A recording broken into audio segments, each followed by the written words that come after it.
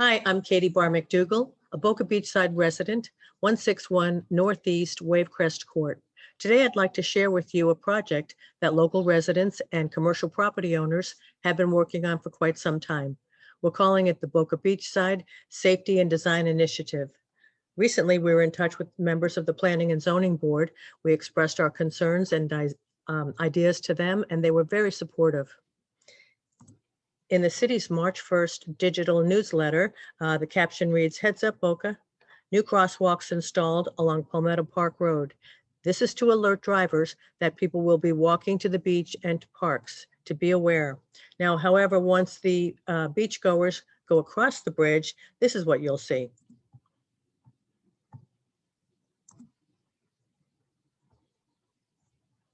Here we have a group of high school students. They've just gotten their ice cream.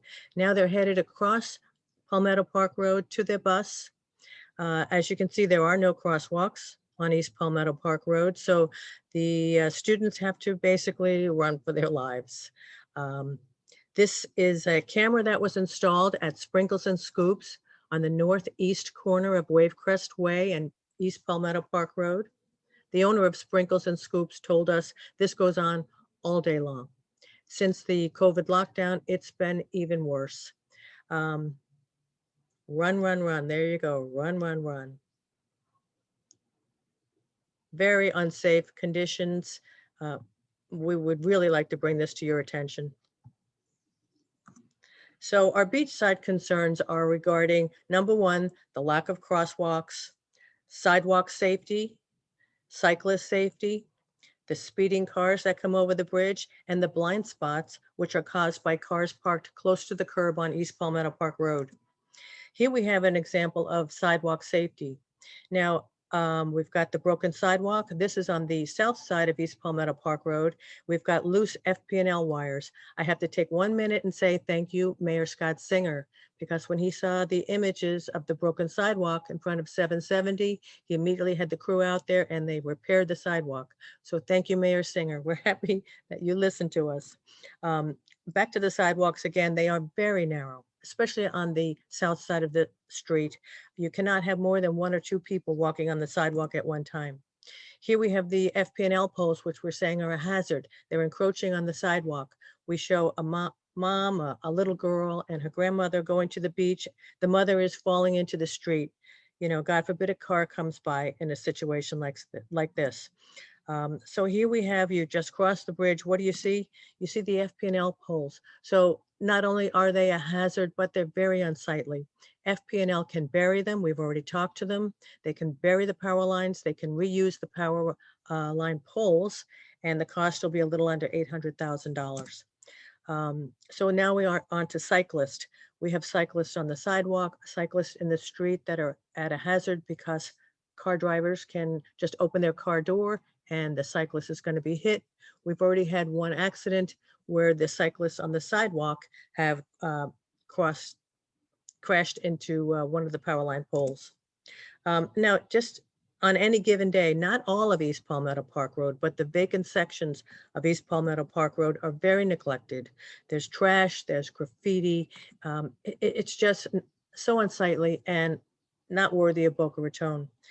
This is a Sunday morning, which kind of shows you all our problems at once. The cars are lining East Palmetto Park Road. The stores and businesses are closed. These people are going to the beach. We've got, you know, anyone trying to get out of Olive Way, a driver, you've got blind spots. You've got jaywalkers, you've got cyclists in the middle of the street. This is a disaster waiting to happen. So here are our suggestions. We'd like you to continue the design element that we see in the downtown section of Palmetto Park Road across the bridge. There's no reason to reinvent the wheel. We want crosswalks, we want wider sidewalks, we want decorative lighting. We'd love to see the FP&L poles buried. This can all be done. We'd love to see wayfinding signage. You know, we've got Gumbo Limbo, Red Reef Park, Spanish River. There's so much for people to see on this side of Boca Raton, and there are no signs to direct the tourists. Here you've got the sidewalk on the west side of the bridge. This is a great idea. You know, put something right on the sidewalk. You've got the arch at Sanborn Square. Terrific. very grand.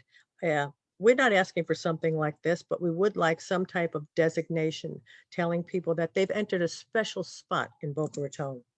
We'd love to have some safety signage. We'd love to have the speed limit lowered. We'd love to have crosswalks. Now, here's where we'd like to see the crosswalks. Olive Way, Wavecrest Way, and A1A. This is one artist concept. It's not set in stone. The colors are not set in stone.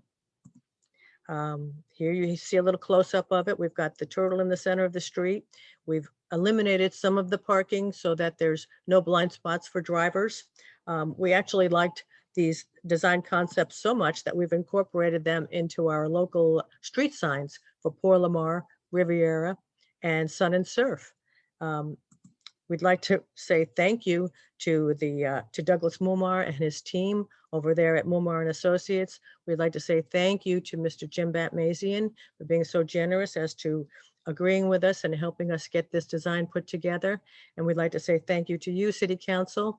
Hopefully you can address city staff to take the next step. Let us know what we need to do, and we're very anxious to move forward. Thank you for your time.